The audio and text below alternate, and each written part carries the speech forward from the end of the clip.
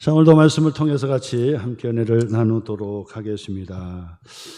사사기서의 말씀은 사사시대에 주시는 말씀이 되겠습니다. 사사시대는 모세와 그 다음에 후계자 여호수아가 가나안 땅을 분배하게 되고, 그리고 나서 여호수아가 죽게 됩니다. 그때부터 시작해서 이스라엘의 왕권 시대, 우리가 잘 아는 사울 왕, 그 다음에 이 다윗 왕을 세우게 되잖아요. 그래서 왕권 시대를 여는 바로 그때까지의 기간을 한 350년, 380년 정도 계산을 합니다만은, 그때의 기간을 우리는 사사시대다 그렇게 얘기합니다. 그래서 왜 사사시대냐? 사사 지도자가 활동했던 시기라 해서 사사시대. 다시 정리하면 모세가 죽고 여호수아가 죽고 난 다음에 가나안 땅의 공동체가 이제 왕권 시대를 열기 전까지 그 기간 동안을 우리는 사사시대라고 얘기하고, 그 사사시대를 우리는 12지파 공동체의 시대라 그렇게 얘기합니다. 왜냐하면 왕권 시대가 아니었잖아요. 그리고 특출난 모세와 여호수아의 시대가 아니었습니다. 1인 지도자의 시대가 아니라, 왕권 시대가 아니라 12지파가 땅을 분배받고, 그리고 그 12지파들이 회의를 통해서, 총회를 통해서 이스라엘을 다스리는 그 시대라고 해서 바로 12지파 공동체 시대다 그렇게 얘기합니다. 그러면 12지파 공동체 시대는 탁월한 지도자, 왕이 없었기 때문에 총회로 모여가지고 모든 결정을 같이 하는 거예요. 그래서 그때마다 위기가 온다든지 그러면 12지파가 군대를 동원해가지고 한 군대가 되어가지고 대적을 물리치고, 그리고 평화를 차지하는 그런 그 일들, 그러니까 군사적으로나 정치적으로나 모든 생활에 있어서 12지파가 서로 형제간에 서로 화합하고, 그리고 위기 때마다 서로 하나가 되어서 위기를 극복하는 시대가 바로 사사시대다라고 하는데, 그 12지파 공동체의 그 시대에 어려움이 닥치고 힘든 일이 닥치면 그때 하나님께 부르짖어, 하나님 지도자를 보내주세요. 그러면 하나님께서 지도자를 보내주시는데, 그 지도자를 중심으로 하나가 돼가지고 12지파가 하나가 되어가지고, 그리고 문제를 해결하고, 그리고 이 사사는 고향으로 돌아가게 되고, 왕이라면 그들을 계속해서 다스리고, 그리고 이 자녀 손을 통해서 계속해서 왕으로 통치하잖아요. 근데 그걸 하지 않고 그 사사가 고향으로 돌아가게 되는 거예요. 그러면 또 평안을 찾고, 그러다 위기 때가 오면 또 다른 사사를 하나님께 보내주셔가지고 위기를 극복하고, 그러면서 12지파가 그 시대를 보내게 된 것입니다. 자, 그런데 오늘 성경 16장까지죠. 16장까지는 바로 이 앞에 12사사의 사람들이 활동했던 것을 우리에게 하나씩 보여주고 있어요. 그 중에서도 마지막 누구죠? 삼손이 16장까지 해가지고 마치게 되잖아요. 삼손이 활동했던 이 시대를 우리에게 가르쳐주고 있잖아요. 그리고 난 다음에 17장부터 시작해서 17장, 18장, 19장, 20장, 21장까지 이 5장을 사사기의 부록이라 그래요. 부록. 왜 부록이냐?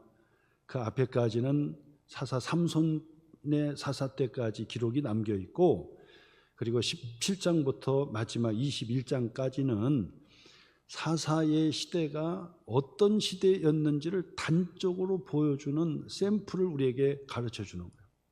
사사시대는 이랬다. 사사시대는 이랬다. 이것을 한마디로 한다면 이스라엘에 왕이 없었으므로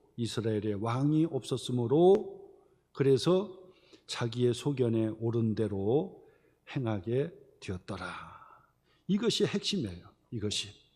그래서 17장의 6절 말씀도 한번 표시해 보세요. 17장 6절, 그때에는 사사시대를 얘기하지요.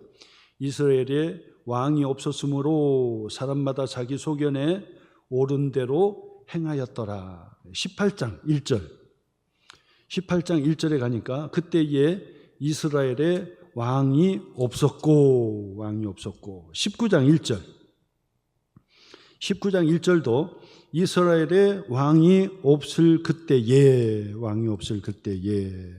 그렇죠?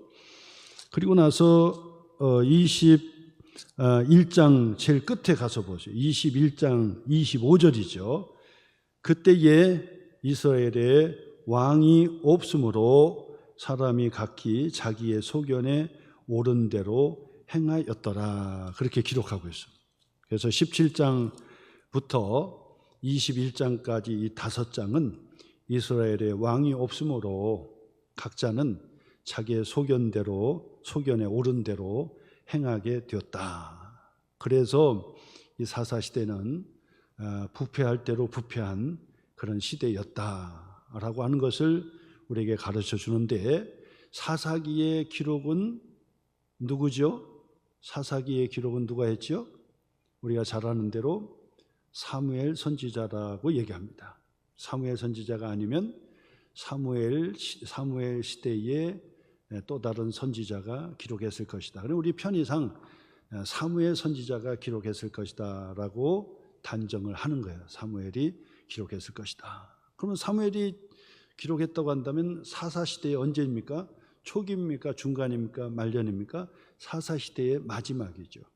왜냐하면 사무엘은 사사 중에 마지막 사사이고, 그리고 왕권 시대를 연 첫 번째 선지자가 사무엘이에요. 그래서 왕권 시대에 선지자가 활동했다. 제가 그 말씀 드렸죠. 왜 선지자가 필요했다고 했죠? 왜 선지자? 사사시대 12지파 공동체에는 왕이 필요 없었어요. 왜 왕이 필요 없었을까요? 하나님께서, 여호와 하나님께서 왕이시니까.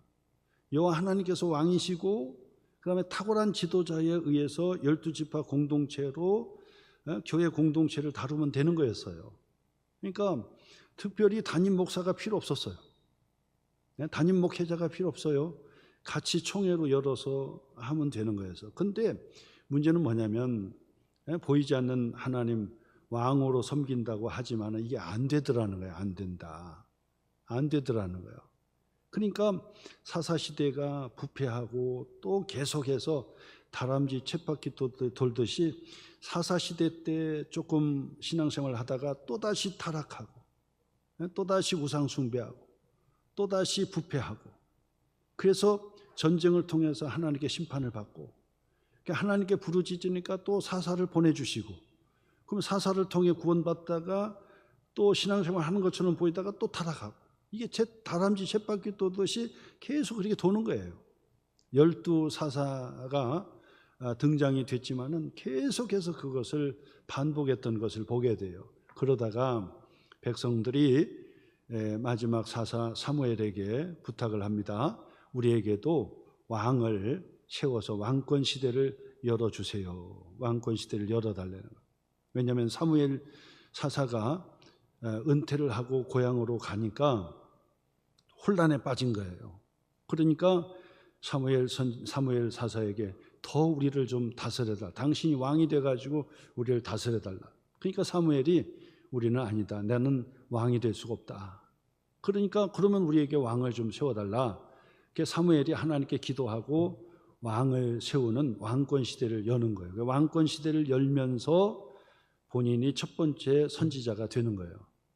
그래서 물론 앞에 아브라함도 선지자고 선지자지만 실질적인 선지자의 시대는 왕권 시대라고 볼 수가 있는 거예요.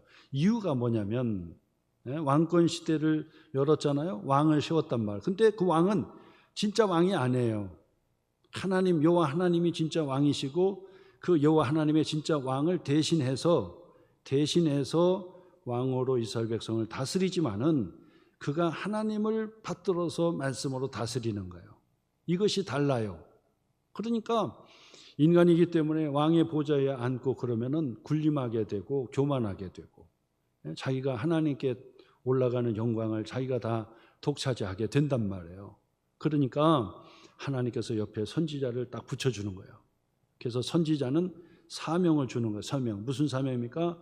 왕에게 옆에서 자꾸 얘기하는, 당신은 진짜 왕이 아니요, 진짜 왕은 여호와 하나님이니까 겸손하게 하나님 앞에 무릎을 꿇으시오 라고 얘기하는 거예요. 하나님의 언약을 지키세요. 당신은 백성들에게 왕으로 군림하고 있지만은 왕이 아닙니다. 진짜 왕은 여호와 하나님이십니다. 자꾸 얘기하는 거예요. 그리고 백성들에게도 마찬가지, 백성들에게도 눈에 보이는 왕이 실패하고 넘어지지만은 진짜 우리의 왕 되신 여호와 하나님을 섬겨야 된다라고 하는 것을 백성들에게도 자꾸 가르쳐 주는 거예요. 선지자의 사명은 바로 그것을 가르쳐 주시고 그걸 하는 거예요. 그래서 이 사무엘이 마지막 사사이면서 왕권 시대를 연 첫 번째 선지자가 되잖아요. 그래서 사울 청년에게 기름 부어 왕을 세우고, 또 사울 왕이 실패를 해가지고 다윗 청년에게 기름을 부어 왕을 세우게, 두 번째 왕을 세우게 돼요.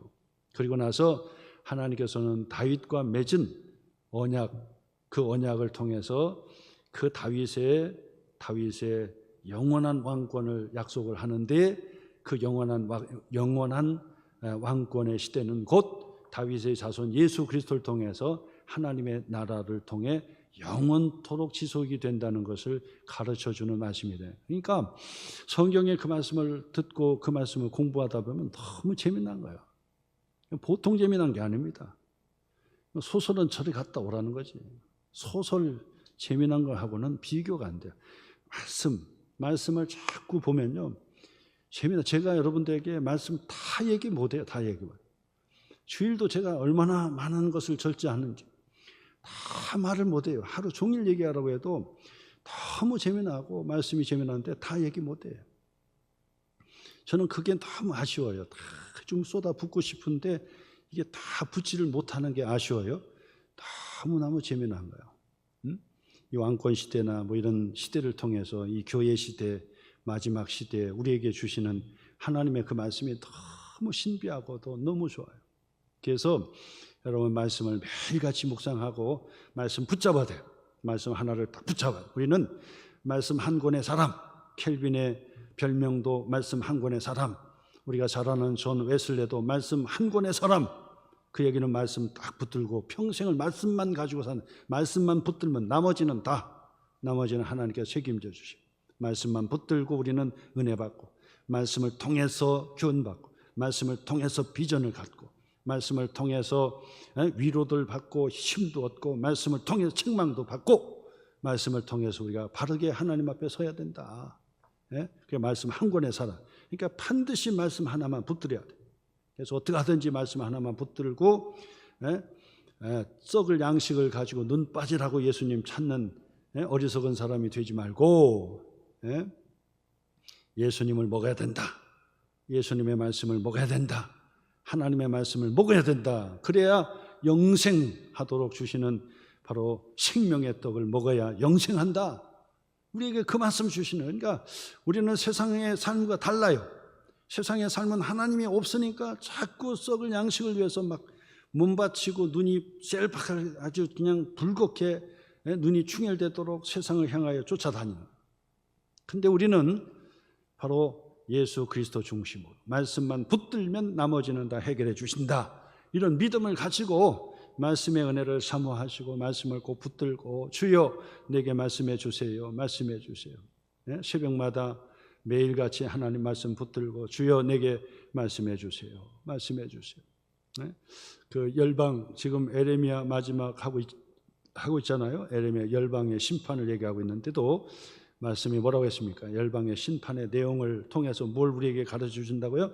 하나님의 주권, 하나님께서 다스리신다, 통치하신다는 거예요.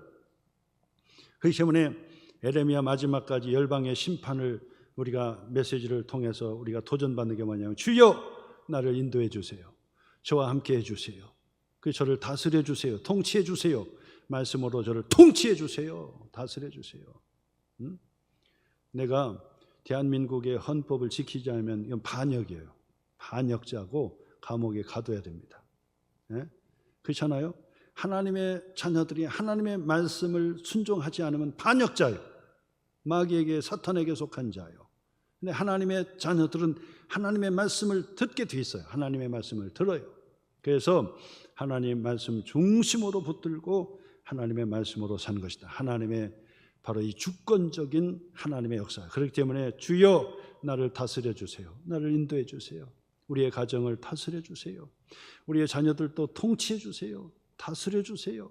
말씀으로 통치해 주세요. 다스려 주세요. 네? 그리고 내가 속한 대한민국도 통치해 주세요. 하나님의 말씀으로 통치해 주세요. 하나님께서 친히 다스려 주세요. 네? 이 나라, 이 마지막 때에 대한민국을 하나님께서 쓰시는 제사장의 나라, 그리고 선지자의 국가가 되게 해주세요. 예? 우리 하나님 이 말세 때 이 대한민국이 하나님 앞에 이렇게 쓰임받는 그런 대한민국이 되게 해주세요. 예? 좋은 지도자도 보내주시고, 예? 그리고 모든 백성들이 깨어서 이 마지막 때에 우리가 사명을 감당할 수 있는 그런 하나님의 백성들, 대한민국의 백성들이 되게 해주세요. 기도하는 거죠. 그렇게 해서 하나님의 말씀을 매일같이 붙들고 씨름하는 그런 성도가 되어야 한다라고 하는 말씀을 드리면서 이 사사기 17장, 18장, 19장, 20장, 21장 이 5장은 부록이에요. 부록처럼 하는데 바로 이 사사시대가 왕권이 필요하다는 것을 보여주려고 사무엘 선지자가 지금 그 얘기하는 거예요. 사무엘 선지자가 지금 왕권이 필요하다. 왕이 없기 때문에 뭔가 이 왕이라고 하는 게 뭐죠? 기준이에요. 표준이에요. 헌법이에요. 아무도 건드릴 수 없는 헌법과 같은 표준, 절대 진리와 같은 것을 얘기하는 거예요. 그런데 절대 진리가 없으면 어떻게 됩니까? 자기의 소견에 옳은 대로 행하는 거예요. 그래서 지난주에 제가 말씀을 드렸습니다. 바로 이 지금은 포스트 모더니즘의 시대다 말씀드렸죠. 포스트 모더니즘의 시대예요. 근데 이 사사기의 마지막 시대가 똑같아요. 포스트 모더니즘의 시대예요. 절대 가치가 없어요. 절대 가치가. 절대 가치를 전부 다 허물어 버려. 상대적으로 만들어 버렸어요. 그래서 왕이 없다. 절대 가치가 없어요. 기준이 없어요. 기준이. 그러니까 자기의 소견에 옳은 대로, 자기 경험대로, 자기 지식대로, 자기가 아는 대로, 자기가 은혜 받은 대로만 그냥 그게 절대인 줄 알아요. 그러다 보니까 결국 배가 산으로 올라가 버리는 거예요. 그래서 다 오합시절 그냥 다 질서가 무너지고 전부 다 뒤틀려 버렸어요. 지파들도 지금 12지파가 다 제각각이고, 그래서 17장, 18장 제가 말씀을 드리면서 함께 은혜를 나누려고 하는데, 에브라임 산지에 미가라고 하는 사람이 있었다. 17장과 18장과 그리고 19장 전부 다 통틀어서 이 에브라임 산지의 이 미가를 우리에게 가르쳐 주고요. 미가 부잣집이었어요. 어머니도 부자였고 아들도 부자였고 집안이 부자였어요. 근데 어머니도 잘못됐고 아들 미가도 잘못됐고, 그리고 그의 미가의 아들도 지멋대로 제사장 세웠고 돈 있다고 제사장 세우고 신당도 지멋대로 만들어. 교회가 돈 있다고 기념교회 세우면 교회가 될 것 같아요? 안 되죠. 교회 크게 져놓으면 사람이 그냥 다 오게 되나요? 그게 아니죠. 다 없어도 힘들어도 정말 믿음으로 세워가는 것이 교회 아닙니까? 미가가 돈 주고 신당을 만들어 놓고 자기 아들을 거기에다 집어넣어서 네가 제사장 해라. 지멋대로 하는 거야. 지멋대로. 그러다가 예루살렘에 거하는 한 청년이 자기의 생활 대책을 찾아가지고 빙빙 돌다가 바로 에브라임 산지의 미가의 집에 가게 됐어요. 하루 신세 지려고 들어가서 보니까 이 레윈이거든요. 그러니까 야, 옳거니 잘했다. 내가 1년치 연봉을 내가 계산해서 줄 테니까 우리 집에서 바로 이 신당을 운영하는 제사장이 되라. 그러니까 어차피 방황하고 또 돌아다녔던 레윈이니까 좋습니다. 연봉 꼭 챙겨줘야 됩니다. 그러면서 결국 돈 받고 결국 그곳에서 미가의 집에서 자기의 이 사설로 만든 신당에서 제사장 노릇하고 있는 거예요. 그러다가 또 한 사건이 일어나죠. 단지파 바로 에브라임 산지에 가까운 단지파가 있는데 그 단지파에서 뭐냐면 이 지파의 땅을 찾으려고 돌아다니고 있었어요. 돌아다니고. 근데 사실은 여호수아 시대 때 이미 땅을 분배해 줬어요. 땅을 분배해 줬는데 그 땅을 포기하고 다른 지역에서 어디 땅이 좋은데 우리가 갈 데가 있는가 하고 찾았던 거예요. 그러다가 미가의 집에 들어갔지요. 미가의 집에 들어가서 보니까 연봉 받고 편안하게 그 제사장 노릇하는 청년 하나가 있는데 보니까 레위인이요. 그래서 염두에 두고 너 우리가 지금 땅 찾으러 가는데 어떻게 하면 좋겠냐. 아유, 복을 받을 겁니다. 그렇게 얘기해 주니까 이 5명이 저 북쪽에 라기스로 가가지고 라이스로 가가지고 그걸 땅을 보고 오니까 야, 여기가 좋겠다 생각하고 다시 이 단지파로 와가지고 보고대회를 하는 거예요. 보고대회. 그래서 단지파의 지도자들 다 모아놓고 보고대회. 우리가 5명이 저 라이스를 갔다가 왔는데 기가 막힙니다. 기가 막혀. 우리 거기 가야 됩니다. 당장 가지 않으면 게으른 겁니다. 우리 가야 됩니다. 그러니까 그래 알겠다. 그러면 군대 600명 모아가지고 그곳에 정복하고 그곳에 우리 단지파 공동체 땅을 확보하자. 그래가지고 600명의 군대를 동원해가지고 이 라이스로 북쪽으로 올라가는데 올라가는 그 길목에 에브라임 산지에 미가의 집에 또 들리는 거예요. 5명이 정탐꾼이 들어가서 레위 청년을 봤잖아요. 그러니까 거기 가면은 신당도 있고 레위인 청년도 거기서 연봉 받고 거기 일하는데 저 사람을 데리고 가야 되겠다. 저 북쪽으로 그 라이스로 데려가야 되겠다. 그래가지고 그 청년을 꼬시는데 뭐라고 하냐면 야, 너가 위왕의 제사장 할 거 부잣집 미가의 제사장이 될래? 단지파의 제사장이 될래? 개인적으로 집안의 제사장이 되는 것보다 지파 공동체의 제사장이 되는 게 낫지 않느냐? 너의 생활 대책은 다 해줄 테니까 우리를 따르라. 근데 말이 우리를 따르라라고 했지 군대를 동원해서 옆에서 칼을 딱 들여매고 너 갈래 안 갈래? 그러니까 그 청년이 꼼짝 못하고 따라간 거예요. 그래서 그 라이스로 가가지고 단지파를 형성했다라고 하는 얘기를 지금 18장에서 우리에게 가르쳐주고 있는데 이 단지파가요 북쪽의 라이스로 올라가서 단지파를 거기에 세웠어요. 원래는 여호수아 때 제비 뽑아가지고 바로 이 블레셋 지역의 땅을 분배를 받았는데 북쪽으로 올라갔다 이 말이에요. 그래서 북쪽의 라이스의 단지파를 형성했기 때문에 그 북쪽에서 헬몬산에서 그 얼음이 녹아가지고 물이 이렇게 흘러서 콸콸콸콸 내려옵니다. 단지파의 거기가 아주 비옥한 물이 지금도 가서 보니까 막 물이 콸콸콸콸 넘쳐요. 어디서 물이 내리는지 막 그냥 정말 그 물이 막 그냥 깨끗한 물이 콜콜 나오고 조금 밑에 가니까 막 폭포로 물이 막 떨어지는 폭포로. 그래가지고 폭포까지 우리가 내려가가지고 우리 목사님들이 거기에서 물로 좀 손을 씻고 막 그랬는데 아주 시원하게 물이 콜콜콜 나오는 정말 비옥한 땅이에요. 비옥한 땅. 그래서 그 요단 바로 이 할몬산인데 바로 이 단지파가 거기 있다 그래가지고 단에서부터 물이 흘러서 갈릴리로 내려온다 해가지고 갈릴리 내려와서 이 사해로 연결되는 바로 이 물을 바로 우리는 요단강이다 그러잖아요. 요단강. 요단강이 원래는 요르단입니다. 요르단.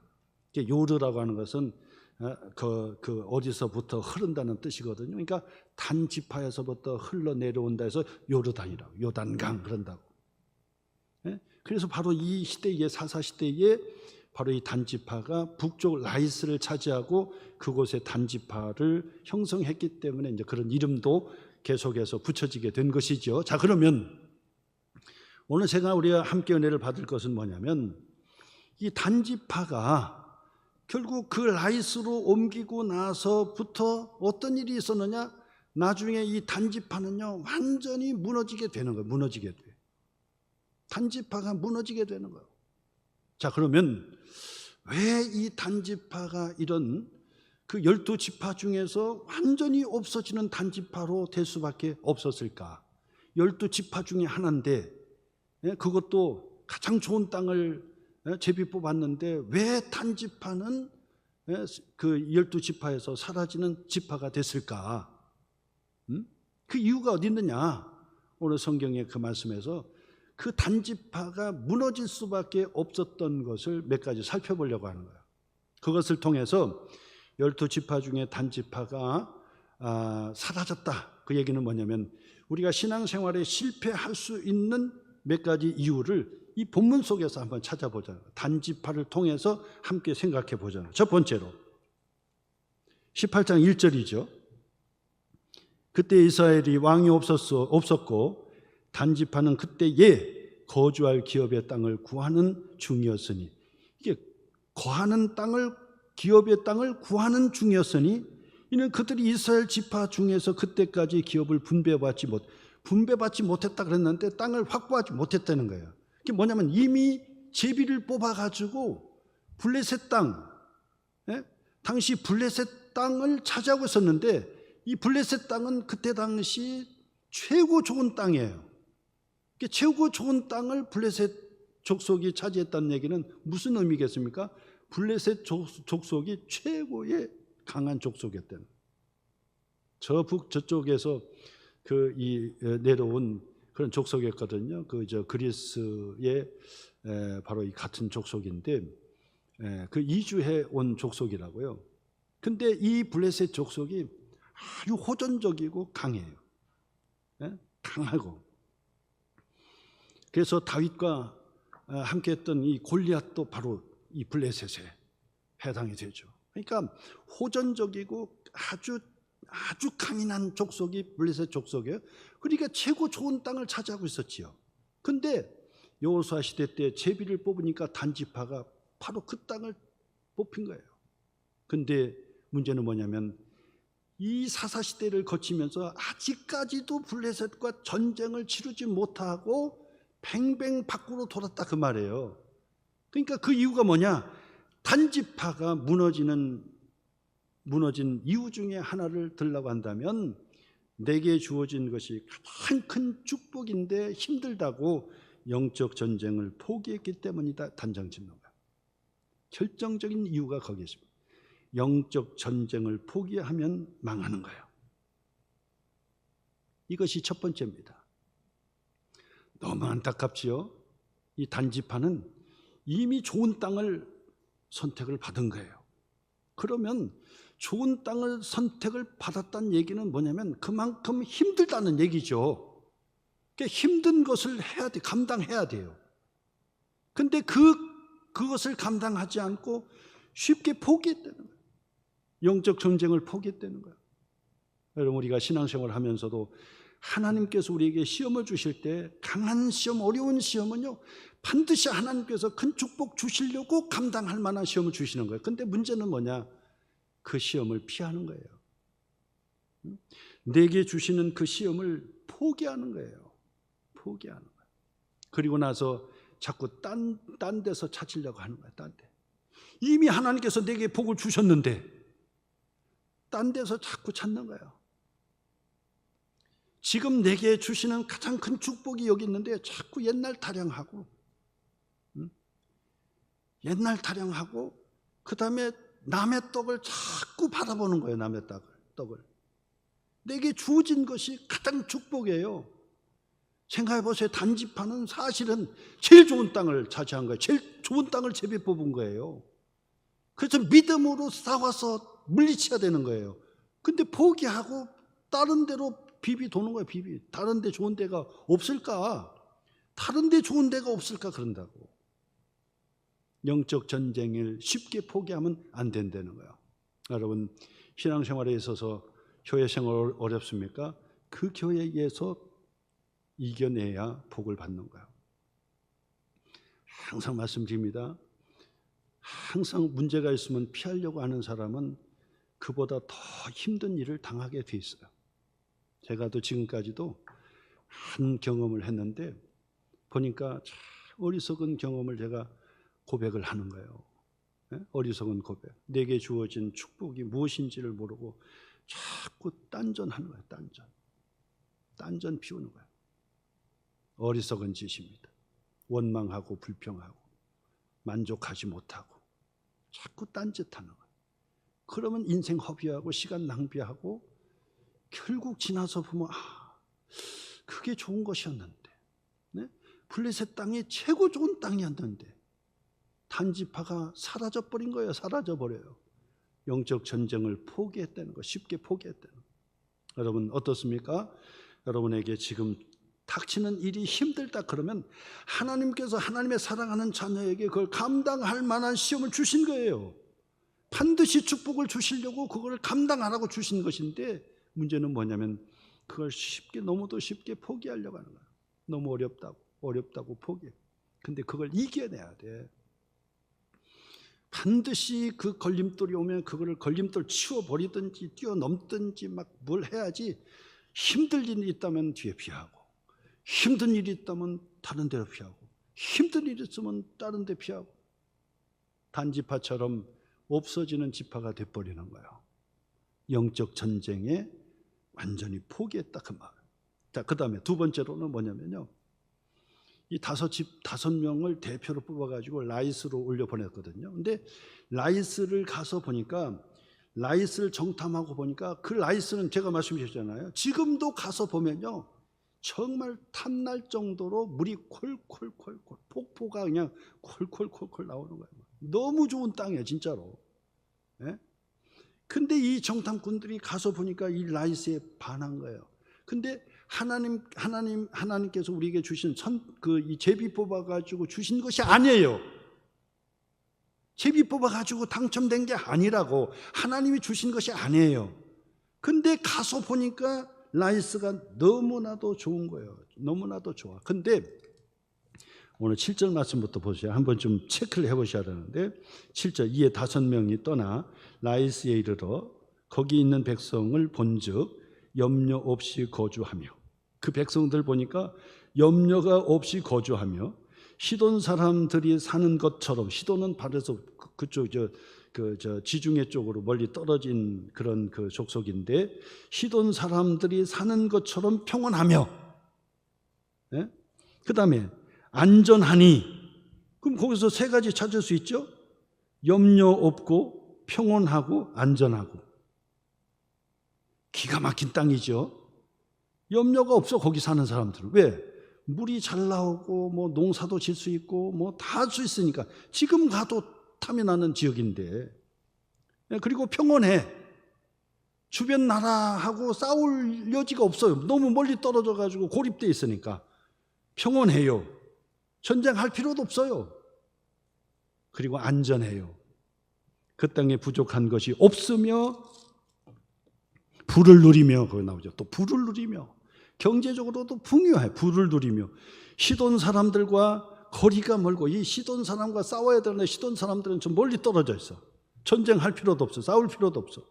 어떤 사람과도 상종하지 아니함이라.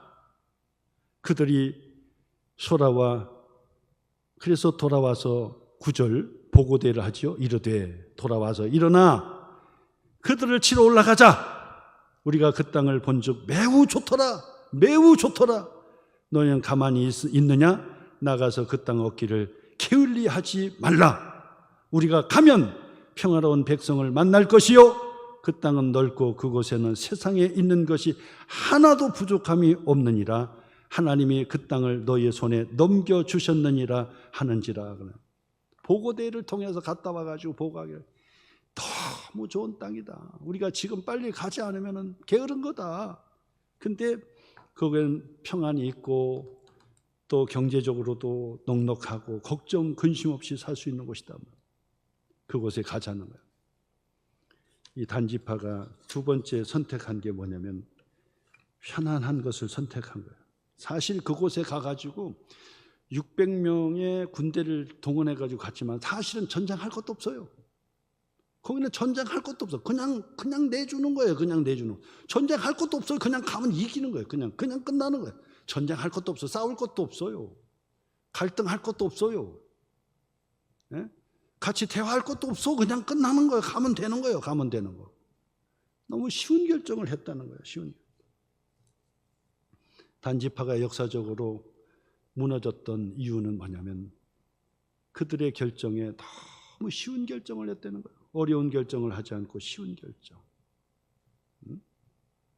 여러분, 우리의 신앙생활에 있어서도 가장 물 좋고 뭐 정자 좋고 뭐 다 좋은 거 따져서 다니잖아요. 거기에는 면류관이 없고 상급이 없어요. 근데 부족한 곳을 자꾸 선택하셔. 부족한 곳을 선택해야 상급이 있고 면류관이 있고 하나님의 축복이 바로 거기 있다는 사실을 아셔야 돼요.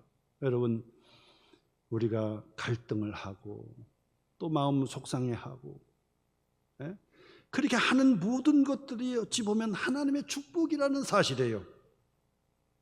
싸울 필요도 없고 갈등할 것도 없고. 그리고 어디입니까? 공동묘지 가면은 갈등할 것도 없고 싸울 것도 없고 영적으로 죽어있는 곳이 그런 곳이에요. 교회가 부흥하려고 하다 보면 자꾸 싸움도 있고 갈등도 있고 그러는 거예요. 우리 소망교회 하나님께서 희망이 있다. 하나님께서 이제 부흥해 주신다. 하나님께서 축복해 주신다. 그러니까 마귀들도 막 그냥 기승을 부리는 거예요. 기승을 부려서 막 마음의 상처를 받게 하고 속상하게 하게 하고 의기소침하게도 만들고 막 자꾸 그렇게 마귀가 역사하는 거예요. 마귀가 역사한다. 그 얘기는 하나님의 성령께서 운행하시고 역사하시고 하나님의 축복, 하나님의 복을 하나님께서 허락해 주시려고 하다 보니까 그런 것입니다. 아무 염려 없는 곳을 선택하고 아무런 갈등 없는 곳 선택하는 것, 이 단지파가 결국 무너졌던 이유는 바로 그것 때문에 무너졌다라고 하는 것입니다. 쉬운 것을 선택했어요. 쉬운 것을 이 단지파가 선택했다는 거. 그 다음에 27절부터 다시 한번 보세요. 앞에서도 다 본 말씀이지만은 결국 단지파가 바로 라이스로 올라가잖아요. 가서 보니까 27절부터 단자손이 미가가 만든 것과 그 제사장을 취하여 라이스에 이르러 한가하고 걱정 없이, 그 표시해 보세요. 한가한 곳이에요. 싸울 필요도 없어. 걱정 없이 사는 백성을 만나 칼날로 그들을 치며, 칼날로 칠 것도 없어. 그냥 도망치는 거예요. 칼날로 그들을 치며 그 성읍을 불사르게 되고 그들을 구원할 자가 없었으니 싸우고 할 사람도 없었던 거죠.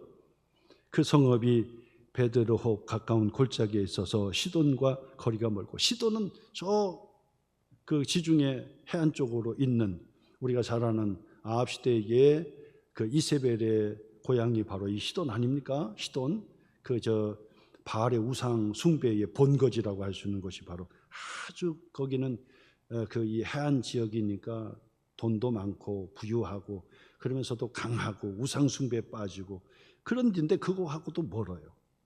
그러니까 평안하고 한가하고 그냥 수월했던 곳이죠. 전쟁을 해서 땅을 차지하기 너무 수월했던 곳이다 그 말이에요. 그래서 전쟁도 포기하고 쉬운 길을 선택하고 그 다음에는요 자기의 육적인 눈으로 볼 때 좋은 것을 선호했다 그 말이에요. 영적인 것으로 봐야 되는데, 영적인 것으로 봐서 그걸 선택해야 되는데 육적인 것으로만 보고 선택을 했더라 그 말이에요. 상종하는 사람도 없었다. 갈등도 없고 아무것도 없었다는 얘기죠. 그러면서 그 다음에 한번 같이 읽어보십니다. 29절 이스라엘에서 태어난 그들의 조상 단의 이름을 따라 그 성읍을 단이라 하니라. 그 성읍의 본 이름은 라이스였더라. 단자손이 자기들 위하여 그 새긴 신상을 세웠고 모세의 손자요 게르솜의 아들인 요나단과 그의 자손은 단지파의 제사장이 되어 그 땅 백성이 사로잡히는 날까지 이르렀더라. 앞에서도 봤지만 미가의 집에서 제사장 노릇하고 있는 제사장, 청년 제사장, 칼을 옆에다 대고 야, 너 한 부잣집의 제사장 노릇할래? 우리 단지파의 그래도 큰 제사장 노릇할래? 선택하라고 얘기했지만 이미 선택된 거예요. 안 하면 죽이는 거니까요. 그래서 강제로 그 제사장을 칼을 들어서 목에 대구 너 갈래 안 갈래? 같이 가자. 그게 데려간 거예요. 그러니까 모든 것이 폭력적이면서도 쉬운 길을 선택했고 그 다음에 아니란 그런 생각과 선택을 그들이 했다는 것이죠. 그래 결국은 어디 했습니까? 단지파는요 바로 그 사건 이후에 결국은 이 단지파는 12지파에서 훼손된 완전히 없어지는. 근데 왜 좋은 땅에 갖고 막 부유한 땅에 갖고 그랬는데 왜 그렇게 됐을까요? 그곳에 가서 우상에 빠지고 지멋대로 우상에 빠지고 12지파의 공동체와 이 연락이 되지도 못하고 결국 고립돼 가지고 이 단지파가 무너지게 되었다라고 하는 사실이 오늘 성경에서 우리에게 가르쳐주는 말씀이 됩니다. 여러분 단지파 하면 그게 생각나는 거예요. 항상 거기서 단지파 그러면은 최고 좋은 땅을 차지했는데 원망 불평하고 쉬운 선택을 해요. 영적 전쟁을 하지 않아요. 기도하지 않아요. 애쓰지 않아. 그냥 편안하게 입에 들어온 것만 하려고 그래요. 그러면 결국은 쉬운 길을 선택해서 지금 당장은 좋아 보이지만은 그것이 결국은 자기를 무너뜨리게 된다라고 하는 것을 우리에게 교훈으로 가르쳐주는 말씀이 바로 이 단지파의 교훈이다라고 말씀을 드릴 수 있습니다. 오늘 여러분들은 영적 전쟁을 선택하시는 줄 믿어요. 영적 전쟁 치러야 됩니다. 그래서 이게 마귀 사탄의 역사구나. 주여 예수님의 이름으로 대적하게 해주세요. 눈에 보이는 혈과 육의 싸움으로 자꾸 보지 말고 영적으로 자꾸 보셔야 돼. 그래서 무슨 일이 있고 그러면 너 때문에 그래. 너 때문에가 아니라 영적으로 내가 더 기도해야 되겠구나. 그래서 영적으로 우리가 다시 한번 바라볼 수 있는 그런 눈이 열려져야 돼. 영적 전쟁을 치러야 돼. 그리고 모든 갈등이 일어나면 항상 제가 말씀드리면 극단으로 항상 선택하지 말라는 얘기를 하는 거예요. 갈등이 일어나면 자꾸 극단으로 가는 거예요. 두 극단이 뭐라고 했습니까? 한쪽 극단은 내가 죽어야 돼. 내가 바보요. 결국 자기가 죽고 자기를 훼손하고 우울에 빠지고 고립하고 그리고 자기가 떠나고 내가만 없어지면 되고 이게 결국 그게 자살인 거지요. 또 하나의 극단적 선택은 뭐냐면 너 때문이야. 자꾸 너 때문에 얘기하니까 그 사람에게 상처 주고 그 사람에게 법적 투쟁하고 법으로 소송해버리고 그 다음에 그 사람을 그 나쁜 것을 지적해가지고 그 사람이 뭐가 잘못됐는지 자꾸 들춰내고 그러면서 결국 그 사람이 피해를 보게 되고 그리고 결국 그 사람을 살인하는 법으로 세우는 살인하게 되는 극단적 선택이 가게 되는 거잖아요. 그러니까 항상 이 두 극단은 뭐냐면 남을 죽이든지 지가 죽든지 둘 중에 하나예요. 근데 거기까지는 안 가도 거기 근방까지 자꾸 가는 거. 거기 근방까지. 제가 항상 말씀드립니다. 성숙한 사람은 누구냐? 갈등의 문제를 건전하게 해결할 수 있는 능력이 있는 사람이 바로 건강한 사람이고 성숙한 사람입니다. 갈등의 문제를 잘 해결해야 돼요. 갈등이 없는 곳은 갈등이 없으면 그는 상급도 없어요. 갈등을 완전히 피해버리면 단지파처럼 그게 좋은 선택인 것처럼 보이지만은 결국 무너져 버리는 거야. 그러니까 갈등이 있다 그러면 올 것이 왔구나. 이 갈등의 문제를 어떻게 해결할까? 우리가 양극단으로 가지 말자. 어떻게 해야 되느냐? 대화를 통해서 오해도 풀고 그러면서 이건 너 때문에도 아니요. 그리고 하나님 앞에 우리가 기도하자. 그래서 하나님 앞에 기도하는 거야. 그래서 우리가 잘 해결하자. 우리가 아무리 힘들어도 마귀 사탄의 종로로 타면서 그렇게 하면 안 되지.